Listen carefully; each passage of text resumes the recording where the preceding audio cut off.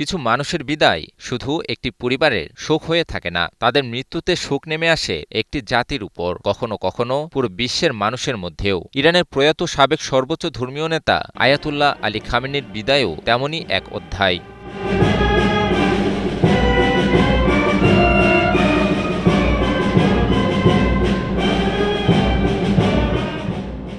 তবে একজন মানুষের শেষ বিদায়ে সবচেয়ে কাছের মানুষটি যদি পাশে থাকতে না পারে, সেটি নিঃসন্দেহে সবচেয়ে বেদনাদায়ক। যে মানুষটির জন্য লাখো কোটি মানুষ শেষ শ্রদ্ধা জানাতে প্রস্তুতি নিচ্ছেন, সেই মানুষটির জানাজায় উপস্থিত থাকবেন না তার ছেলে এবং ইরানের বর্তমান সর্বোচ্চ নেতা মোজতবা খামেনি।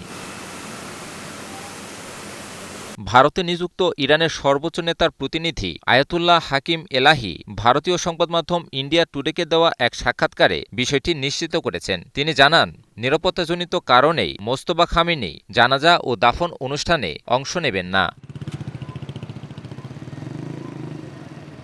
তার ভাষ্য অনুযায়ী ইরানের বর্তমান সর্বোচ্চ নেতাকে ঘিরে ইসরায়েলের অব্যাহত হুমকি এই সিদ্ধান্তের মূল কারণ। সম্প্রতি ইসরায়েলের প্রতিরক্ষামন্ত্রী ইসরায়েল কার্যের প্রকাশ্য হুমকির পর নিরাপত্তা ঝুঁকি আরও বেড়ে যায়। এর জবাবে ইরানের পররাষ্ট্রমন্ত্রী আব্বাস আরাকচিও অবশ্য সতর্ক করে বলেছিলেন, ভবিষ্যতে যে কোনো ধরনের হুমকির জবাব কঠোরভাবেই দেওয়া হবে। গত ২৮ ফেব্রুয়ারি যুক্তরাষ্ট্র ও ইসরায়েলের যৌথ বিমান হামলার প্রথম দিনে নিহত হন সাবেক সর্বোচ্চ ধর্মীয় নেতা আয়াতুল্লাহ আলী খামেনি। তবে নিরাপত্তা পরিস্থিতির কারণে তার রাষ্ট্রীয় জানাজা ও দাফন অনুষ্ঠান কয়েক দফা পিছিয়ে দেওয়া হয়। অবশেষে আগামী সপ্তাহে রাষ্ট্রীয় মর্যাদায় শেষ বিদায়ের সব প্রস্তুতি সম্পন্ন করবে ইরান। ইরানি কর্তৃপক্ষের ধারণা, রাজধানী তেহরানসহ সারা দেশে এই শোকানুষ্ঠানে ৩.৫ কোটিরও বেশি মানুষ অংশ নিতে পারেন। শুধু তেহরানেই উপস্থিত হতে পারেন প্রায় ২ কোটি মানুষ। পাশাপাশি বিশ্বের ৯০টিরও বেশি দেশের প্রতিনিধি এবং প্রায় ১৪,০০০ সাংবাদিক এই ঐতিহাসিক আয়োজন কাভার করতে ইরানে পৌঁছানোর কথা রয়েছে। যদি সেই উপস্থিতি বাস্তবে রূপ নেয়, তবে তাতে ১৯৮৯ সালে আয়াতুল্লাহ রুহুল্লাহ খোমেনির জানাজায় অংশ নেওয়া আনুমানিক ১,২,০০,০০০ মানুষের রেকর্ডও ভেঙে যেতে পারে। প্রতি সপ্তাহে সর্বোচ্চবার বিকাশ পেমেন্টে ৫০ জন হবেন পেমেন্ট চ্যাম্পিয়ন। জিতে নিন টিভি সহ আকর্ষণীয় সব প্রাইজ। ইরানের রাষ্ট্রায়ত্ত সংবাদ মাধ্যম জানিয়েছে, খামেনির স্মরণে গঠিত কেন্দ্রীয় কমিটি ইরান জুড়ে ও ইরাকে ৬ দিনের জানাজা ও শোক অনুষ্ঠানের সময়সূচি ঘোষণা করেছে। আগামী ৪ ও ৫ জুলাই ইমাম খোমেনি মুসাল্লায় শেষ বিদায় অনুষ্ঠান হবে, যার মধ্যে প্রথম দিন জানাজা কর্মসূচি রয়েছে। ৬ জুলাই তেহরানে প্রধান শোকযাত্রা অনুষ্ঠিত হবে। এরপর ৮ জুলাই খামেনির মরদেহ ইরাকে নেওয়া হবে, যেখানে নাজাফ ও কারবালা শহরে শোকযাত্রা ও জানাজা অনুষ্ঠিত হবে। সবশেষে ৯ জুলাই ইরানের মাশহাদে তাকে দাফন করা হবে। তবে কি আরো ভয়ঙ্কর ও শক্তিশালী ড্রোন এবং ক্ষেপণাস্ত্র তৈরি করতে চলেছে ইরান? কারণ এই ইস্যুতে রেড লাইন পার করলেই চরম বিপদের মুখে পড়বে যুক্তরাষ্ট্র ও ইসরায়েল, এমন হুমকি দিয়েছেন ইরানের সরকারের একজন শীর্ষ ব্যক্তি, যাকে ঘিরে ব্যাপক শঙ্কায় রয়েছেন যুক্তরাষ্ট্র ও ইসরায়েলের শাসনকর্তারা। তাহলে কি পুনরায় যুদ্ধে ইহুদিবাদীদের ঘায়েল করার জন্যই এমন সামরিক প্রস্তুতি নিচ্ছে ইরান? এরই মাঝে জানা গেছে, ইরানের বিরুদ্ধে পূর্ণাঙ্গ যুদ্ধের ছক আঁকছে মার্কিন প্রশাসন। প্রশ্ন হলো, তবে কি সুবিধাজনক সময়ে ইরানে হামলা চালাতে যাচ্ছে ইহুদিবাদীরা?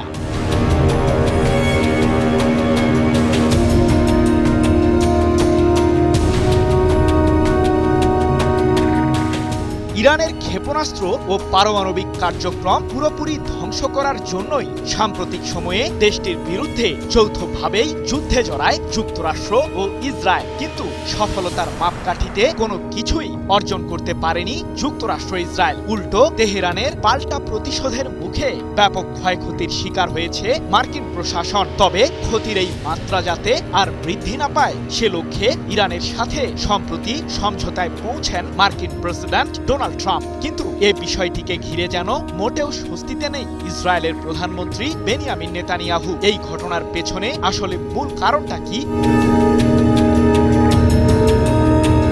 সমঝোতামূলক চুক্তির মাধ্যমে ইরানের পারমাণবিক ও ক্ষেপণাস্ত্র কার্যক্রম বন্ধ করার পায়তারা চালিয়েছিল ইহুদিবাদীরা, কিন্তু সে যাত্রায় সফল হতে পারেনি নেতানিয়াহু সরকার। তাই তো ইসরায়েলের আগ্রাসী প্রধানমন্ত্রী সম্প্রতি বলেছেন, ইরানকে কোনোদিন পারমাণবিক অস্ত্র তৈরি করতে দেবে না ইসরায়েল। সেই সাথে দেশটির ক্ষেপণাস্ত্র কার্যক্রমও নির্মূল করবে ইহুদিবাদীরাই।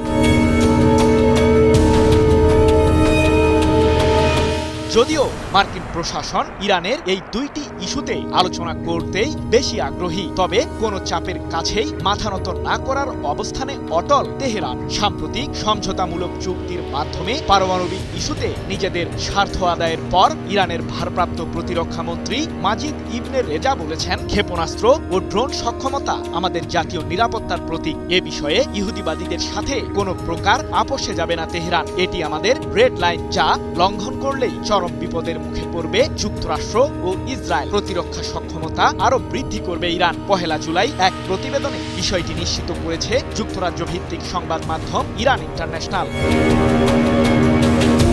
এখন প্রশ্ন হলো, যুদ্ধ কি তাহলে অচিরেই শুরু হচ্ছে?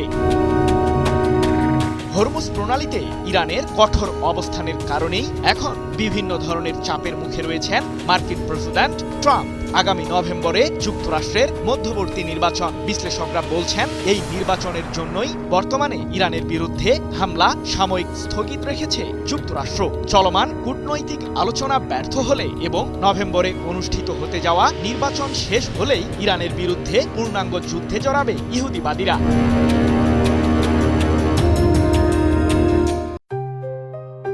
JBS holdings limited.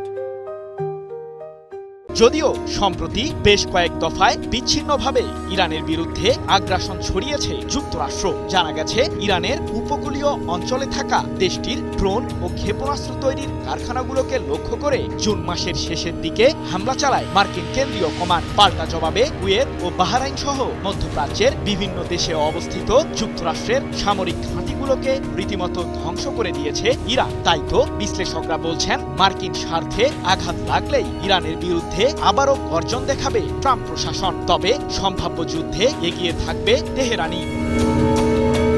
ইরানের প্রয়াত সাবেক সর্বোচ্চ ধর্মীয় নেতা আয়াতুল্লাহ আলী খামেনির শেষকৃত্যকে সামনে রেখে যুক্তরাষ্ট্র ও ইসরায়েলকে সতর্ক করল ইরান। খামেনির শেষকৃত্যকে ঘিরে কোনোরকম ভুল করলে এর পরিণতি অত্যন্ত ভয়াবহ হবে বলে হুঁশিয়ারি দিয়েছে দেশটির একাধিক শীর্ষ নেতৃত্ব।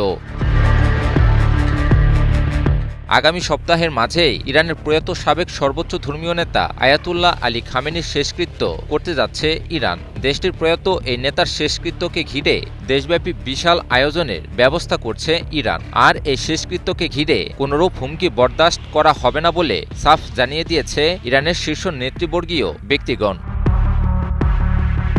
রাষ্ট্রীয় গণমাধ্যমে প্রকাশিত এক বিবৃতিতে খাতাম আল আনবিয়া কেন্দ্রীয় সদর দপ্তরের কমান্ডার আলী আবদুল্লাহি বলেছেন, আগ্রাসী দেশ যুক্তরাষ্ট্র এবং জায়নবাদী রাষ্ট্র ইসরায়েল যে কোনো ধরনের ভুল করলে এর জবাব কঠোরতার সাথে দেয়া হবে। ইরানের বিরুদ্ধে মার্কিন ইসরায়েলি যে কোনো হুমকি কিংবা আগ্রাসনের কঠোর প্রতিশোধ নিতে দেশটির সশস্ত্র বাহিনীকে নির্দেশনা দেয়া হয়েছে বলেও সতর্ক করে দেন তিনি। ব্রিটিশ বার্তা সংস্থা রয়টার্স এক প্রতিবেদনে তুলে ধরে এ খবর। ইরানের প্রয়াত সাবেক সর্বোচ্চ ধর্মীয় নেতা আয়াতুল্লাহ আলী খামেনির শোকযাত্রাটি 4 জুলাই তেহরানে শুরু হওয়ার কথা রয়েছে এবং 9 জুলাই তার নিজ শহর মাশহাদে দাফনের মাধ্যমে শেষ হবে বলে জানা গেছে। এর মাঝে কোম এবং ইরাকে অতিরিক্ত অনুষ্ঠানের পরিকল্পনা রয়েছেও বলে জানা যায়। খামেনির জানাজায় দেশব্যাপী কোটির অধিক মানুষের জমায়েত এবং বিশ্বের অনেক গণ্যমান্য ব্যক্তিরাও উপস্থিত থাকবেন বলে ধারণা করা হচ্ছে।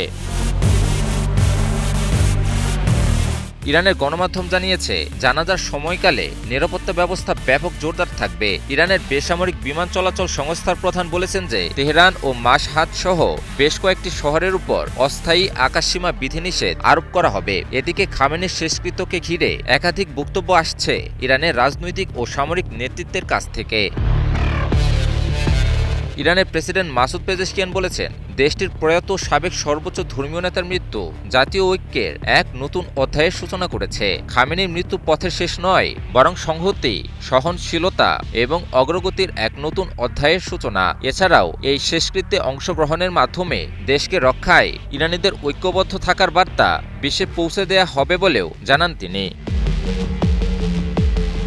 ইরানের পার্লামেন্টের স্পিকার মোহাম্মদ বাকির গালিবাফ দেশটির প্রয়াত সাবেক সর্বোচ্চ ধর্মীয় নেতার জানাজায় সর্বস্তরের জনগণকে যোগদানের আহ্বান জানান। গালিবাফ উল্লেখ করেন, এই শোকাবহ অনুষ্ঠানের মাধ্যমে গোটা বিশ্বের কাছে ইরানি জাতির পক্ষ থেকে প্রতিশোধের তীব্র দাবি পৌঁছে দেওয়া হবে। তিনি জোর দিয়ে বলেন, খামেনির জানাজার মাধ্যমে বিশ্ববাসীকে ইরান দেখিয়ে দিবে যে কোনো ধরনের ঔদ্ধত্যের মুখে ইরান নীরব থাকবে না।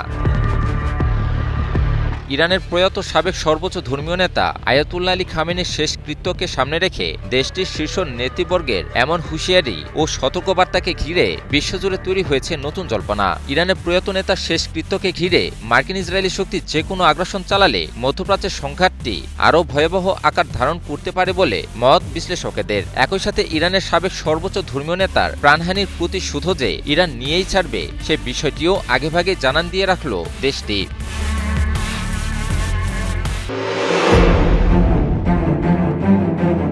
হঠাৎ করেই কি পারমাণবিক অস্ত্রের ব্যবহার করে বসতে পারে রাশিয়া? তাও যদি তা হয় ফিনল্যান্ডের বিরুদ্ধে, তবে কেমন হবে?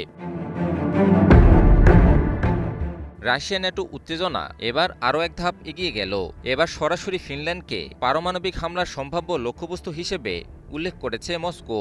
ফিনল্যান্ড পারমাণবিক অস্ত্র আমদানির অনুমতি দেওয়ার পরই এমন কঠোর বার্তা দিয়েছেন রাশিয়ার নিরাপত্তা পরিষদের ডেপুটি চেয়ারম্যান দিমিত্রি মেদভেদেভ। তবে কি আবারও পারমাণবিক অস্ত্রের ব্যবহার দেখবে বিশ্ব?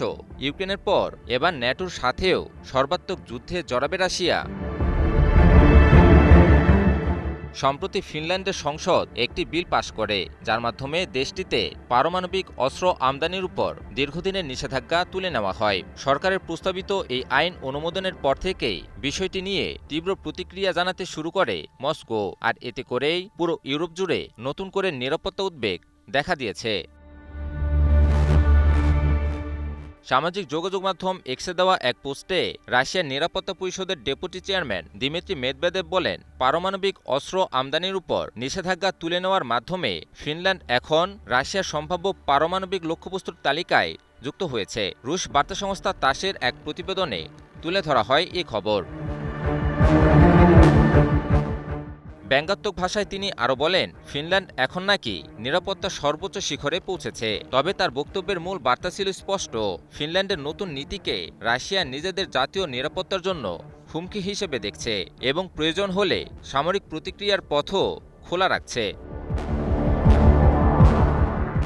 বিশ্লেষকদের মতে ইউক্রেন যুদ্ধের পর থেকে রাশিয়া ও ন্যাটোর মধ্যে যে নিরাপত্তা প্রতিযোগিতা শুরু হয়েছে, ফিনল্যান্ডের এই সিদ্ধান্ত সেই উত্তেজনাকে আরও বাড়িয়ে দিয়েছে। ন্যাটোর নতুন সদস্য হিসেবে ফিনল্যান্ড ইতোমধ্যেই রাশিয়ার সীমান্তে পশ্চিমা সামরিক উপস্থিতি জোরদারে গুরুত্বপূর্ণ ভূমিকা রাখছে। তার উপর পারমাণবিক অস্ত্র মোতায়েনের আইনি সুযোগ তৈরি হওয়ায় মস্কোর উদ্বেগ আরও বেড়েছে।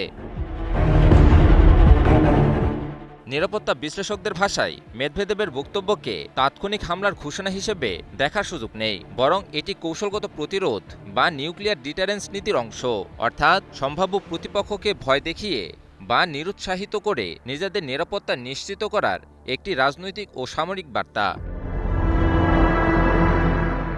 সব মিলিয়ে ইউক্রেন যুদ্ধকে কেন্দ্র করে শুরু হওয়া রাশিয়া পশ্চিমা বিশ্বের সংঘাত এখন শুধু যুদ্ধক্ষেত্রে সীমাবদ্ধ নেই, বরং পারমাণবিক অস্ত্র, ন্যাটোর সম্প্রসারণ এবং ইউরোপের নিরাপত্তা ব্যবস্থাকে ঘিরে নতুন করে উত্তেজনা তৈরি হচ্ছে।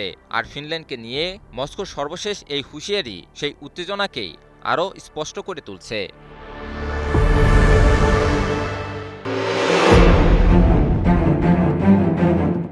শান্তি আলোচনা যখন দোরগোড়ায়, যুদ্ধ কি তখন সত্যি শেষের পথে, নাকি মধ্যপ্রাচ্য আরও দীর্ঘ এক সংঘাতের দিকে এগোচ্ছে? ইসরায়েলের প্রধানমন্ত্রী বেনিয়ামিন নেতানিয়াহুর সর্বশেষ বক্তব্য সেই প্রশ্নই জোরালো করে তুলেছে। কারণ তার ভাষায় এই যুদ্ধের শেষ নেই এমন মন্তব্যের পর নতুন করে উদ্বেগ ছড়িয়ে পড়েছে পুরো অঞ্চলে। টেলিভিশন চ্যানেল 14কে দেয়া এক দীর্ঘ সাক্ষাৎকারে নেতানিয়াহু স্পষ্ট ইঙ্গিত দিয়েছেন, ইসরায়েলের সামরিক অভিযান থামছে না। মধ্যপ্রাচ্যে ইসরায়েলের যুদ্ধ শেষ হওয়ার পথে কিনা এমন প্রশ্নের জবাবে তিনি বলেন, এর কোনো শেষ নেই। অর্থাৎ পরিস্থিতি যতই বদলাক, ইসরায়েলের সামরিক নীতি বদলানোর কোনো লক্ষণ আপাতত দেখা যাচ্ছে না। নিজেদের সামরিক সাফল্যের কথাও জোর দিয়ে তুলে ধরেন নেতানিয়াহু। হামাস ও হিজবুল্লাহর শীর্ষ নেতাদের হত্যাকাণ্ড, গাজা, লেবানন ও সিরিয়ায় সামরিক উপস্থিতির কথা উল্লেখ করে তিনি দাবি করেন, ইসরায়েল অভূতপূর্ব সাফল্য অর্জন করেছে। তার ভাষায়, তারা এমন এক ভয়ের দেয়াল ভেঙে দিয়েছে যা কয়েক দশক ধরে কেউ স্পর্শ করার সাহস করেনি। সাম্প্রতিক ইরান ইসরায়েল সংঘাতের প্রসঙ্গ টেনে নেতানিয়াহু বলেন, ৪৭ বছর ধরে কেউ ইরানে হামলা চালানোর সাহস করেনি, কিন্তু এখন সেই বাস্তবতা বদলে গেছে। তার এই বক্তব্যকে অনেক বিশ্লেষক ভবিষ্যতের আরও কঠোর সামরিক নীতির ইঙ্গিত হিসেবেই দেখছেন। 2023 সালের 7 অক্টোবর হামাসের হামলার পর নেতানিয়াহু নিশ্চিত বিজয়ের পর প্রতিশ্রুতি দিয়েছিলেন সেটি এখন অর্জন করা সম্ভব হবে কিনা এমন প্রশ্নের জবাবেও তিনি পিছু হটেননি, বরং বলেন মধ্যপ্রাচ্যে টিকে থাকতে হলে শক্তিশালী হওয়া ছাড়া বিকল্প নেই। তার দাবি, অতীতের যে কোনো সময়ের চেয়ে এখন ইসরায়েল অনেক বেশি শক্তিশালী। সাক্ষাৎকারের এক পর্যায়ে নেতানিয়াহু বলেন, ইসরায়েল যে যুদ্ধের লক্ষ্য অর্জন করতে পারবে সেটা কেউ বিশ্বাস করেনি। এরপর তিনি উপস্থিত দর্শকদের উদ্দেশ্যে প্রশ্ন করেন, কেউ কি হাততালি দিচ্ছেন না? মুহূর্তেই স্টুডিও জুড়ে হাততালির শব্দ ওঠে। সেই দৃশ্যও এখন সামাজিক মাধ্যমে ব্যাপক আলোচনার জন্ম দিয়েছে। গাজার ভবিষ্যৎ নিয়েও ছিল গুরুত্বপূর্ণ প্রশ্ন। ফিলিস্তিনিদের দেশান্তরের পরিকল্পনা এখনো রয়েছে কিনা এমন প্রশ্নে নেতানিয়াহু শব্দটি শুধরে দিয়ে বলেন, স্বেচ্ছায় দেশান্তর। এরপর যোগ করেন, তিনি কথা কম বলেন, কাজ বেশি করেন। গাজায় নতুন করে ইহুদি বসতি স্থাপনের প্রশ্নেও তিনি একই ধরনের রহস্যময় উত্তর দেন। তবে যুদ্ধের এই কঠোর অবস্থানের মধ্যেই ইসরায়েলের ভেতর থেকে উঠে আসছে এক ভিন্ন চিত্র। দেশটির প্রভাবশালী দৈনিক হারেটস এর এক প্রতিবেদনে বলা হয়েছে, নতুন প্রজন্মের ইসরায়েলি শিক্ষার্থীদের মধ্যে বর্ণবাদী মনোভাব উদ্বেগজনকভাবে বেড়েছে। শিক্ষা মন্ত্রণালয়ের এক জরিপে দেখা গেছে, ধর্মীয় স্কুলের 52% এবং ধর্মনিরপেক্ষ স্কুলের 35% শিক্ষার্থী মনে করে ইসরায়েলের কিছু গোষ্ঠীর, বিশেষ করে ফিলিস্তিনি নাগরিকদের সমাজের অংশ হওয়ার অধিকার নেই। বিশ্লেষকদের মতে, দীর্ঘ যুদ্ধ নতুন প্রজন্মের মানসিকতা গভীরভাবে বদলে দিচ্ছে। একাধিক শিক্ষাবিদ সতর্ক করে বলেছেন, তরুণদের মধ্যে জাতীয়তাবাদী আবেগ যেমন বেড়েছে, তেমনই কমে গেছে শান্তিপূর্ণ সহাবস্থানের বিশ্বাস। অনেক শিক্ষার্থী এখন আর ফিলিস্তিনিদের সঙ্গে রাজনৈতিক সমাধান বা শান্তি প্রতিষ্ঠা সম্ভব বলে মনে করে না। এদিকে যুদ্ধের আরেক ভয়াবহ প্রভাব দেখা যাচ্ছে ইসরায়েলের পরিবারগুলোর ভেতরে। সংবাদ মাধ্যম ওয়াইনেট প্রকাশিত এক গবেষণায় উঠে এসেছে, রিজার্ভ সেনাদের শিশুদের বড় একটি অংশ যুদ্ধ পরবর্তী মানসিক আঘাতে ভুগছে। রাইখম্যান ইউনিভার্সিটি জরিপে দেখা গেছে, 7 বছরের কম বয়সী বিপুল সংখ্যক শিশুর মধ্যে পোস্ট ট্রমাটিক স্ট্রেস ডিসঅর্ডারের লক্ষণ দেখা দিচ্ছে।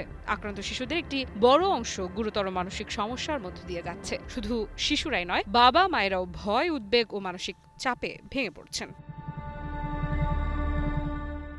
গবেষকরা বলছেন, প্রায় 3 বছর ধরে চলা যুদ্ধ ইসরায়েলকে ধীরে ধীরে মানসিক সংকটে নিমজ্জিত একটি সমাজে পরিণত করছে। শিশুদের ঘুমের সমস্যা, সহিংস আচরণ করার মতো ঘটনাও বাড়ছে। প্রায় 80% অভিভাবক জানিয়েছেন, যুদ্ধ তাদের পারিবারিক জীবনকে মারাত্মকভাবে ক্ষতিগ্রস্ত করেছে।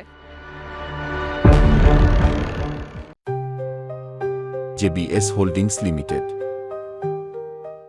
অর্থাৎ একদিকে নেতানিয়াহুর ঘোষণা যুদ্ধ চলবে, অন্যদিকে সেই যুদ্ধের ভার বহন করছে ইসরায়েলেরই নতুন প্রজন্ম।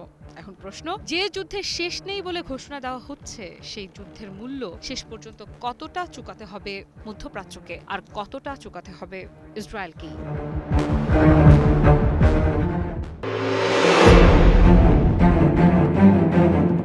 এক ভয়াবহ রাতের সাক্ষী হল পুরো ইউক্রেন জুড়ে একের পর এক মিসাইল আর ড্রোন ছুড়ে তাণ্ডব চালিয়েছে রুশ বাহিনী। ইউক্রেনের সাম্প্রতিক হামলার প্রতিশোধ হিসেবেই এই হামলা চালানো হয়েছে বলে দাবি করেছে মস্কো। পাশাপাশি ইউক্রেনকে সতর্কও করে দিয়েছে পুতিনের দেশটি। প্রশ্ন হলো, ইউক্রেন কি রাশিয়ার বিরুদ্ধে হামলা চালানোর আর দুঃসাহস দেখাবে? সাম্প্রতিক সপ্তাহগুলোতে রাশিয়া জুড়ে ভয়াবহ মিসাইল ও ড্রোন হামলা চালায় ইউক্রেন। হামলায় রাশিয়ার জ্বালানি স্থাপনা, সামরিক ঘাঁটি এবং বেসামরিক এলাকাকে লক্ষ্যবস্তু করে ইউক্রেনীয় বাহিনী। রাশিয়ায় ইউক্রেনের এই ভয়াবহ হামলার জবাব হিসেবেই এই প্রতিশোধমূলক হামলা চালানো হয়েছে বলে দাবি করেছে মস্কো। রুশ প্রতিরক্ষা মন্ত্রণালয় বলছে, ইউক্রেনের রাজধানী কিয়েভ সহ বেশ কিছু অঞ্চলের সামরিক শিল্প কারখানা, জ্বালানি অবকাঠামো এবং সামরিক বিমান ঘাঁটিকে লক্ষ্য করে মিসাইল ও ড্রোন হামলা চালানো হয়েছে। রাশিয়ার ভূখণ্ডে ইউক্রেনের সাম্প্রতিক হামলার জবাব হিসেবেই এই হামলা চালানো হয়েছে বলে দাবি করেছে মস্কো। এদিকে ইউক্রেনের বিমান বাহিনী জানিয়েছে, এক রাতে দেশটিতে 570 বিমান হামলা চালিয়েছে রুশ বাহিনী। রাতভর 74টি মিসাইল এবং 496টি ড্রোন দিয়ে হামলা চালানো হয়েছে। রুশ বাহিনীর পরিচালিত এ হামলায় বেসামরিক অবকাঠামোর পাশাপাশি অ্যাম্বুলেন্স স্টেশন, হোটেল এবং ব্যবসায়িক ভবনের ক্ষতি হয়েছে বলেও জানানো হয়েছে। ইউক্রেনের প্রেসিডেন্ট ভলোদিমির জেলেনস্কি সামাজিক যোগাযোগ মাধ্যম এক্সে এক পোস্টে রাশিয়ার এই হামলাকে বর্বরোচিত হামলা বলে আখ্যায়িত করেন। জেলেনস্কি তার পোস্টে জানান, রাশিয়ার পরিচালিত এ হামলায় ১৩ জন নিহত এবং ৯০ জনেরও বেশি আহত হয়েছেন। এমনকি রাশিয়ার বেশিরভাগ হামলায় ইউক্রেনের বেসামরিক এলাকায় ছিল বলেও জানান জেলেনস্কি। জেলেনস্কি তার পোস্টে আরেকটি চাঞ্চল্যকর দাবি করেন, রাশিয়ার পরিচালিত এ হামলার অর্ধেকই ছিল ব্যালিস্টিক মিসাইল এবং ড্রোনের একটা বড় অংশ ছিল ইরানের নিজস্ব প্রযুক্তিতে তৈরি শাহেদ ড্রোন। তবে রাশিয়ার ড্রোন এবং মিসাইলের অধিকাংশই দেশটির আকাশ প্রতিরক্ষা ব্যবস্থা ঠেকাতে সক্ষম হয়েছে বলে দাবি করেছেন ইউক্রেনীয় প্রেসিডেন্ট। বিভিন্ন আন্তর্জাতিক সংবাদ মাধ্যমগুলোর তথ্য মতে ইউক্রেনের রাশিয়ার পরিচালিত সর্বশেষ হামলাটি ছিল অত্যন্ত জোরালো একটি হামলা। ব্রিটিশ বার্তা সংস্থা রয়টার্স বলছে, চলতি বছরে ইউক্রেনের উপর এটি ছিল রাশিয়ার দ্বিতীয় সবচেয়ে মারাত্মক হামলা। তবে প্রশ্ন হলো, হঠাৎ করেই রাশিয়া কেন ইউক্রেনে এত জোরালো হামলা পরিচালনা করল? বিশ্লেষকরা বলছেন, দীর্ঘ ৪ বছরেরও বেশি সময় ধরে চলা যুদ্ধের গতিপথে এখন বেশ পরিবর্তন দেখা যাচ্ছে। ইউক্রেন চাইছে দখলকৃত অঞ্চল ইউক্রেনের কাছে ছেড়ে দিয়ে যুদ্ধবন্ধের পথে হাঁটুক রাশিয়া। পাশাপাশি সাম্প্রতিক সময়গুলোতে রাশিয়ার অভ্যন্তরেও হামলা জোরদার করে ইউক্রেন, যাতে ইউক্রেনের সাথে যুদ্ধ বন্ধ করতে বাধ্য হয় রাশিয়া। অন্যদিকে ইউক্রেনের শর্তে যুদ্ধবন্ধে রাজি না হওয়ার কথা জানিয়েছে রাশিয়া। উল্টো সাম্প্রতিক হামলার জবাবে ভয়াবহ পাল্টা হামলা চালিয়ে ইউক্রেনকে একটি বার্তা দিতে চাইছে রাশিয়া, আর তা হলো সীমা অতিক্রম করলে আরও ভয়াবহ আক্রমণ চালানো হবে।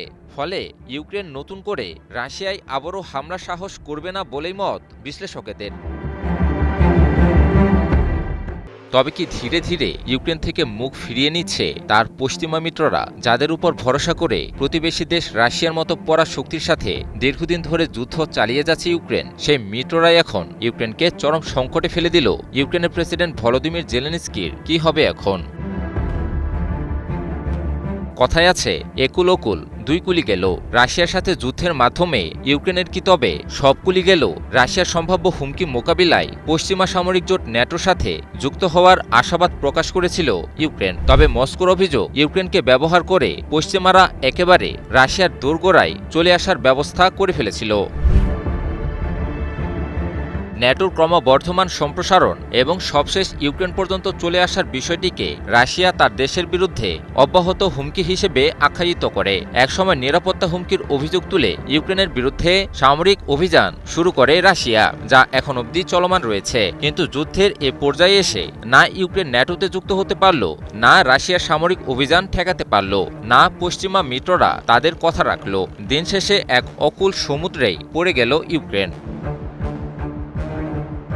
সম্প্রতি ইউক্রেনে বছরের সবচেয়ে ভয়াবহ হামলা চালায় রাশিয়া। শত শত ড্রোন এবং কয়েক ডজন ক্ষেপণাস্ত্র দিয়ে ইউক্রেনের রাজধানী কিয়েভে ব্যাপক হামলা চালায় রুশ বাহিনী। এতে অন্তত ৩০ জন নিহত এবং অসংখ্য মানুষ আহত হওয়ার খবর পাওয়া গেছে। রাশিয়ার অভ্যন্তরে ইউক্রেনের সাম্প্রতিক জোরালো হামলার প্রতিক্রিয়া হিসেবে এ হামলা চালানো হয়েছে বলে দাবি করে মস্কো।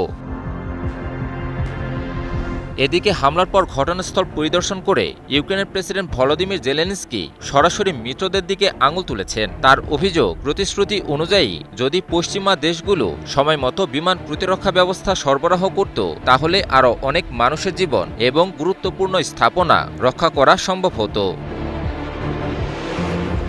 ইউক্রেন স্বীকার করেছে, প্যাট্রিয়ট সহ উন্নত বিমান প্রতিরক্ষা ব্যবস্থার ঘাটতির কারণে অনেক ক্ষেপণাস্ত্র ঠেকানো সম্ভব হয়নি। এ সময় জেলেনস্কি আক্ষেপের সুরে বলেন, ইউক্রেন অতিরিক্ত কিছুই চায় না, মিত্ররা শুধু যে প্রতিশ্রুতি দিয়েছে সেটুকুই বাস্তবায়ন করুক। একই সঙ্গে তিনি ইউরোপের নিজস্ব শক্তিশালী বিমান প্রতিরক্ষা ব্যবস্থা গড়ে তোলারও আহ্বান জানান। ব্রিটিশ বার্তা সংস্থা রয়টার্স এক প্রতিবেদনে তুলে ধরে এ খবর।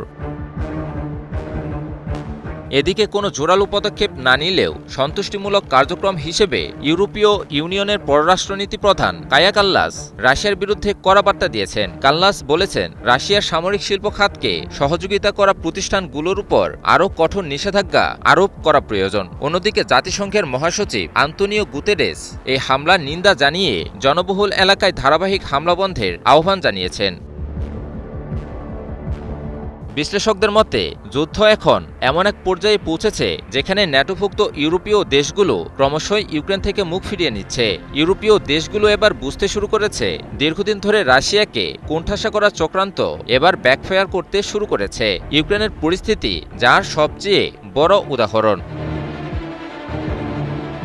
অন্যদিকে পশ্চিমা ষড়যন্ত্র সামরিক দিক থেকেই মোকাবিলা করছে রাশিয়া। ইউক্রেন সহ পশ্চিমা দেশগুলোকে কড়া বার্তা দিচ্ছে পুতিনের দেশটির বিরুদ্ধে কোনো চক্রান্ত কিংবা সীমা লঙ্ঘন আর সহ্য করবে না রাশিয়া। ফলে রাশিয়ার এই কঠোর অবস্থানের মুখে পশ্চিমা সমর্থন যদি ক্রমশই দূরে সরে যায় তাহলে যুদ্ধক্ষেত্রে কিয়েভের জন্য সামনে আরও কঠিন সময় অপেক্ষা করছে বলেই মনে করছেন আন্তর্জাতিক বিশ্লেষকেরা।